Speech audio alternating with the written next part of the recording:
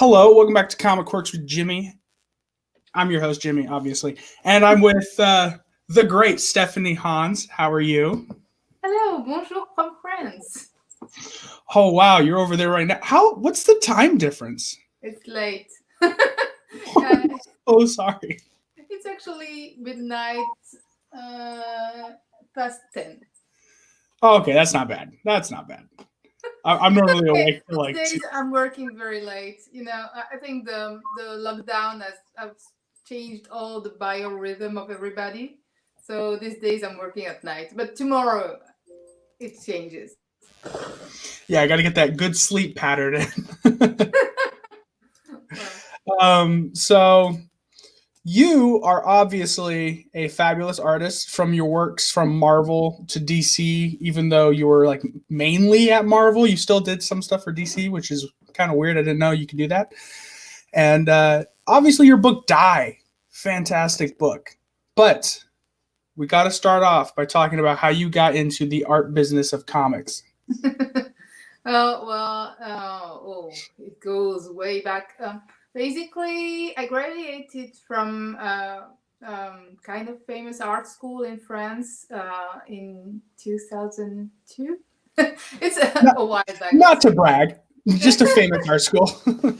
I was more like it was a long time ago, but it was a very good art school. I wasn't a good student, but after that, for a while, I couldn't very draw. I could only write, and after a year, I started to look for a publisher. And I went to comic book fair. And it wasn't exactly a comic book fair. It was more like a book fair. But Okay. a very big one in France is called Le Salon du Livre Jeunesse de Montreuil. It's like young adult books. It's Okay. giant. And you have all the main publishers there from France and from some other countries. But it's mostly young adult books or children books. I met my first publisher there, who was called Emmanuel Proust. He was starting. Yeah, is it strange when I'm saying the French names? Like, is it Manuel? It's weird, but then again, I guess that's like the American in me. We're not used to having everyone else speak like that. I guess because it's very ignorant for us. But I guess yeah, you're So doing this great. guy, You're doing great. Just keep doing it. I'm trying. This guy Emmanuel was launching a new comic book company, BD, the French comic books, Mhm. and I'm pretty sure he hired me because I was a woman. He had no women in his panel, which was kind of sexist in a way, I guess. But Uh, hey, I got you the job. yeah, well, but it also got me an extra ghostwriter because he Mhm. didn't trust me enough to let me write my own book. And but it was still a good experience. I did 2 books with him. This is how I got into sequential art. But after that, the first comic book went out, and people from Hachette, which is a young adult literature Yeah. publisher, saw the first cover, and one of the art director contacted me to start it on covers for their books, and I did a few, and I realized that I really widely preferred doing covers than doing interiors for a lot of reasons. First, I thought that French comic book market was extremely paternalistic. Is it a word? You know, Hmm. it was I actually it don't know was that one. how can I say? Basically, you always are treated like a child. Now, Oh, okay, okay. they are never considering you as a partner. You're always in a position of you are owing something to them, and there are Yeah, you're just a hired hand. They didn't treat you like a person. and they play on that a lot. It's so Hmm. the market is so not professional, honestly. Um, And when you're always I have to run after somebody for the money, and you're extremely dependent on only one person, who's your publisher, for your mental health, because he is the only one who sees your work for like a year, and and as an artist you still need feedback, and he's the only one who gives it to you. It makes you very dependent on a lot of unhealthy ways. like but doing covers for the young adult market was like, can you do it? Do you want to do it? And you take your money, and that's it. Mhm. I really prefer that. I thought it was more healthy for me. And also because I was not that good, as I said, I was a poor student. It also gave me a lot of occasions to learn my job. Right. Uh, I could focus on only one picture to be very good, because you cannot be just average on one cover. You have to be like the best you can. So Mhm. each cover was an occasion to learn something and to push myself. I still do it. So this is how I got into the cover market, the French cover market. Right. And after that, there was a guy in France. He was called Olivier Jalabert. He was working in comic book. He was a comic book retailer. He was working at a local comic book store, and he was going to the United States like frequently, and he at that moment had some contacts with Marvel and took my portfolio and gave it to CB Cebulski, Oh, who, nice. yeah, and CB actually liked it, but thought I was still a bit green, let's say. Oh, really? Uh, That's where I'll disagree, but with him on that, I think you're awesome. And you said you've been working in the American market from about 2018. Yeah, you were working with. oh, actually, I started on the American comic book market in 2009. Oh, really? Oh, okay. Wow, you've Yeah. been working for a long time. That's oh man. So CB thought you were still a Yeah, little. he kept my portfolio for 2 years before hiring me for my first gig. I know what he did there. He didn't think you weren't ready. He thought you were perfect, and he was just hiding you from everyone else. That's what he was doing. Yeah, you're nice, but I was really learning my job, and I did a lot of progress. I was working like crazy. And I am very conscious about how not very good I was. I really no. I made a lot of progresses, and it is not modesty. It's totally real, and I worked a lot to become good. So I totally accept that I was a bad artist Right. 10, 15 years ago.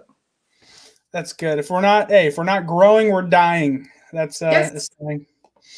What is a cover artist's job besides the obvious? And for the obvious is what I think I said stupidly was just you draw something, you hand it off to someone else. Uh, but is there a lot of work that goes into it? Do you have to read some of the script to figure out what it's about? So it really depends on the publisher, the editor, the kind of book you're doing, the kind of cover you're doing. Because if you're a variant cover artist or a main cover artist, it's not the same at all. You're not selling the same thing. Well, you're selling the same book, but the reason why people will buy it is not the same. Okay.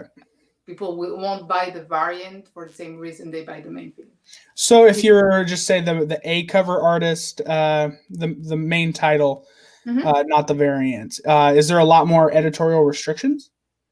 There might be. It again. It really depends on the editor. Editors all have their own way to work, but because the comic book market is such a fast turnover, you have to be fast usually.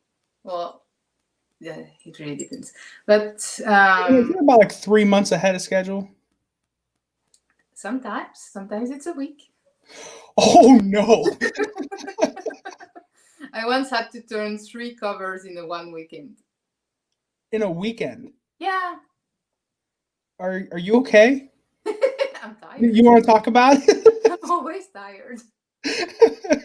Well, but now publishers, they know that I have a very let's say loaded schedule, so they give me more time. But yeah, like I was for a while the person you could call if you had a cover to give in 3 or 4 days. So you're mainly like a cover artist, but yet you're doing the artwork for Kieran Gillen's Die. You Mhm. guys co-created that, and you're doing all of it, which makes me so happy because I just get to see something that's painted basically in every panel. So how'd that come up? Oh, well, we've been working with Kieran for a long time together. We started to work together on Journey into Mystery for Marvel in, when was it? 2011, maybe? Hmm. Oh, it was back.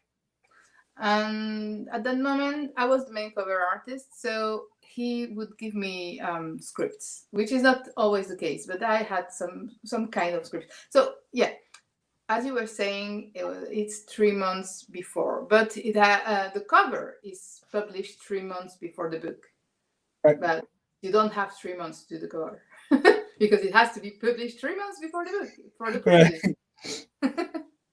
And because we had a very good relationship with the writer and the editor, I was more involved in the process, so I could have some kind of scripts and I could find, what I like in covers is when they work as puzzles, is when you have all the elements and you only know exactly what you were looking at when you've read the book.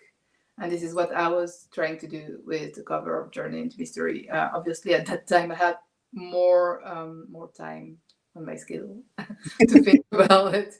And of course, it still has to be a beautiful cover. It still has to be something that catches the eye. This is the work of the cover. Um, I think this is when Karen started to get interested in my work, and then I did the last issue. I did the interiors of the last issue, and we met maybe a couple of months after for NYCC. Mhm. I Yeah. think 2012 maybe, and I think we started to talk at that moment from the first time we met, like, oh, we should do something someday, you know. And we worked again for Marvel on Angela, Queen of Hell, Angela, Asgard Assassins, and 1602. Okay. And after that, I did a couple of issues for Wigdiv, The Wicked and the Divine. And after that, I left. I was living in Berlin for a while. I left Berlin in 2016. I was like, Oh, wow. okay, I went to be a nomad artist for a digital nomad for a few years, and this is when we started to like talk more seriously. The same year, I spent 1 month at his place, and we talked about what we really wanted to do. He already had an idea. I think a few months before we were talking about, oh, we should, if we really do a book, we should do fantasy because we're both undercover fantasy Right. artists, creators. And he sent me a first script, I think 6 months after that. And then I had to become a sedentary again, find an apartment and start to live somewhere. It's weird, but it's honestly. Okay. Which is because when I first read it, it was weird because I was like, did I just read D&D for like it was crazy. And then I was like, okay, so we go into it and it was a total thrill ride. And I don't think like I'm not trying to kiss your ass, but like it felt like if there was any other artist in it, like it wouldn't have worked because it's just so surreal. It's so much fun.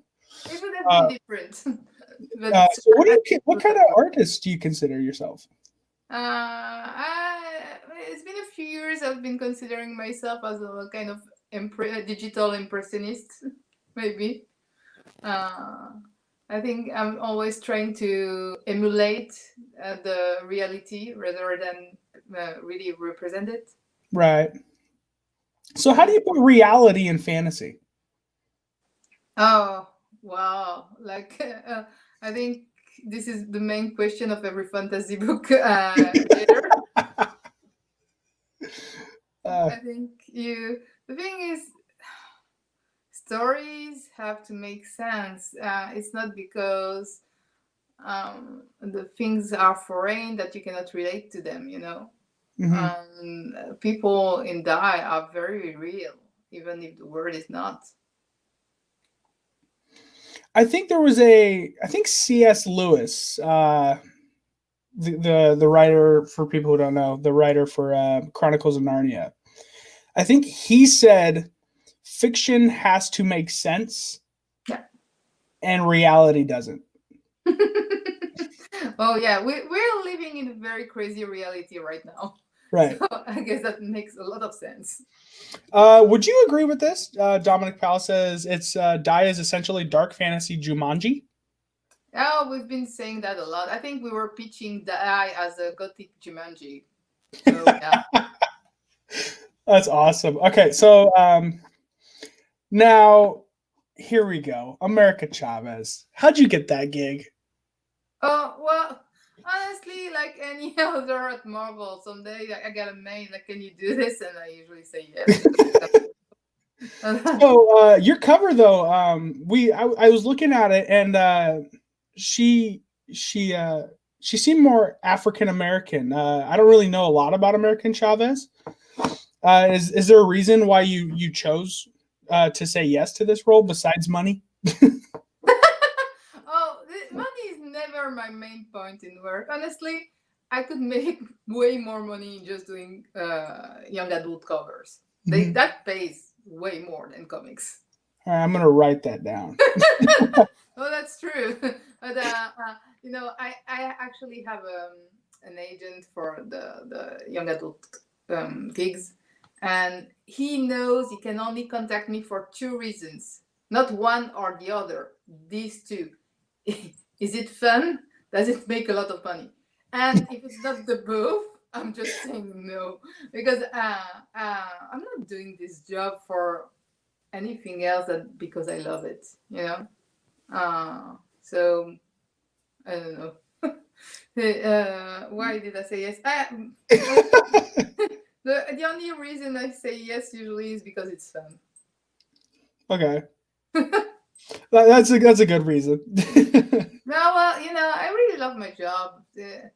I know it seems a bit cliche, but it's job. Usually, you do it out of love for the media.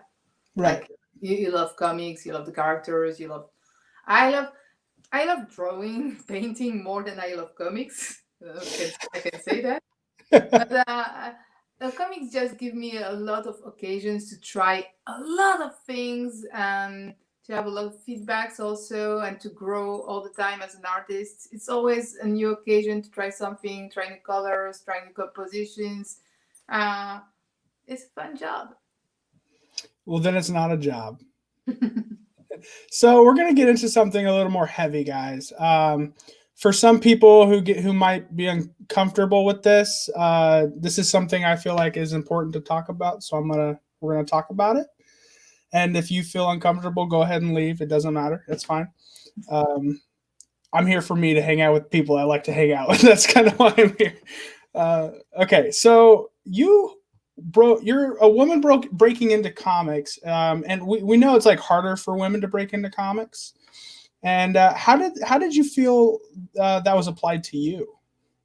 Well, honestly, I had more resistance in France than I had in the US comic book market.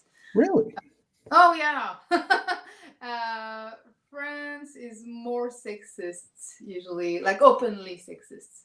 Really? Uh, Oh wow. yeah, and the comic book market is still very, very. It's changing, but because how can I say? Publisher in France, they work out of models. You know, they make plans out of what they think people love. When there Yeah. is a success, they try to emulate this success by finding lookalikes. So there was this moment in France when some bloggers who had a very nice, cute drawing started to get published.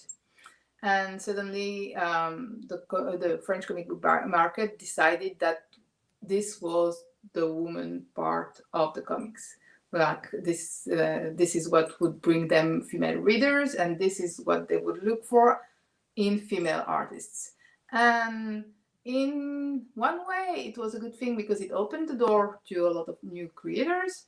And in another way, it was a bad thing because it restricted the area in which we were kind of not allowed, but this is what they were looking. Segregated.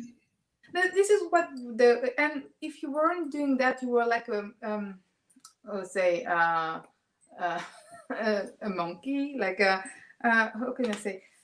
Once I went to a convention and we were only 5 women in this convention. So they put all of us in the same table at night for the lunch, the diner. Oh wow. And that was kind of humiliating because all my friends were at the other table, you know. It only happened once, but I had a few other like this. In the US, I never had that kind of issue. I never felt that I was segregated because I was an artist, but I also recognize that this is not always the case. My kind of drawing, how can I say that without being insensitive? I don't have a caricatural female drawing in a way, you know, and so I never was confronted to the refusal from some readers. You know, some people don't like, they think that this kind of drawing is childish or Right. too cute, or I don't know. Me, I think there is room for everyone, but this is not how I do my art.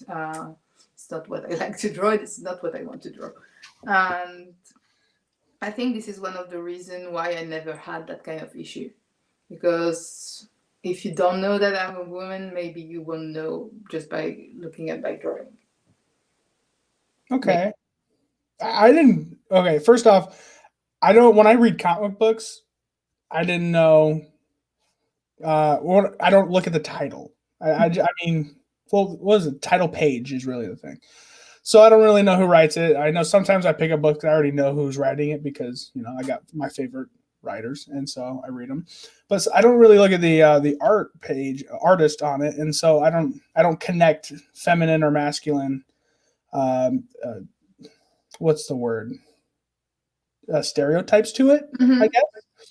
And so I just read it, and if I like it, I like it. If I don't, I don't. And with Dai, I didn't know you were a female. If I'm okay to say that, A woman. a woman. I didn't know you were a woman, and I just went in there just going, "What kind of art is this? This is insane," So I think people should just be more open minded about it because I didn't know like France, they were just more open about it being sexist. That's ridiculous. I'm really sorry too, but maybe it changed. You know, it was 10 years ago. I'm not sure, but it might have changed. You know, things have changed very fast these last years. Was like I cannot say that in France, Me Too was a very big thing, but we still have had a bit of it. Right.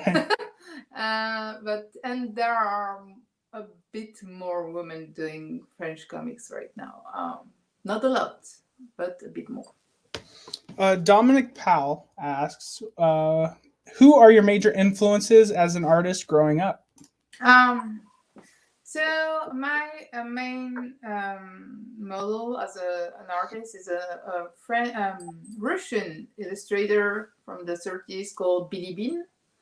And he was an insane illustrator. It's the same time as Muka, and there is a bit of Muka in it in a way, but more illustrative. Or Muka is very much I would say peanut, but that's not the word. Like one character with. But Billy Bean was doing scenes. Oh, I know what you're talking about. I can't think of the word. I'm not an artist.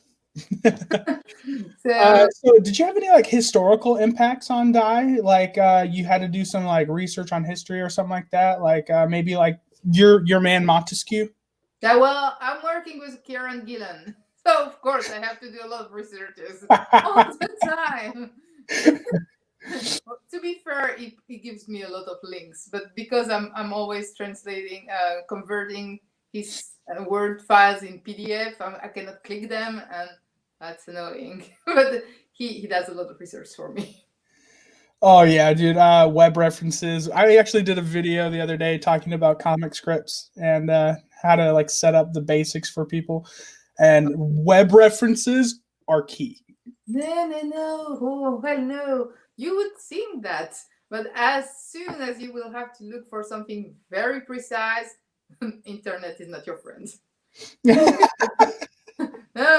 You wouldn't believe all the things which are mislabeled. You have to know where to look for things. Like, for example, if you're looking for an armor, let's say from the 16th century Spanish armor, you won't find that on the internet. You might find it like lost in huge references of a lot of things and sexual things for some reasons because it's internet. Yeah. What you need is find the right Osprey book for that. Osprey is a publisher. They publish those books which are called Men at Arms, and there are specifics for all the war from humanity from antiquity to today. Okay, that's good. There you go, people. There you go for scripts. Is there anything like in scripts you specifically like want to see when reading it to know certain things? No, I'm not sure I get the question. So when you read a comic script, do you look somewhere first and like I'm not sure if I'm saying this correctly. So when you get a comic script, Mhm. and you look at the description of each panel and stuff like that, what do you specifically try to look for first? The first thing I do is I look at the number of page and the number of image on each page, and then I create 25 new pages on my on Photoshop, and I write on each of them the number of panels that will be on each page. Oh, okay. So you like to set up quite a bit. So anything else in the chat real quick before we wrap up here soon? Well, Tehillim says he likes a famous French title called Valerian. Oh yeah, we have very good comic books. They are very arty, very big. Master Jarl is wondering, have you read the new Star Wars High Republic? No. I don't got time for that. What are you talking about? Actually, that's not exactly true because they sent me a few pages, but they were unlettered. Good. Why would they do that? Because I had to do a cover. Oh, okay. Ooh, you're doing a cover? I did. It's already on the shelves. I didn't know that. She's gonna yell, guys. She's yelling at me because I didn't know she did a cover. She does 5,000 covers. I did quite a lot. So what's next for you? Well, I still have a few Marvel covers to do. I'm doing a few for the Black Knight. Oh, awesome. Well. I have a few offers for covers, but I'm pretty sure I'm gonna turn them down because it's too much. And die until either I die or the book finishes. But I think I still have a few months of work on it. All right. Well, thank you everyone for showing up. Thank you, Stephanie Hans, for taking your midnight out of your sleep time to talk with me.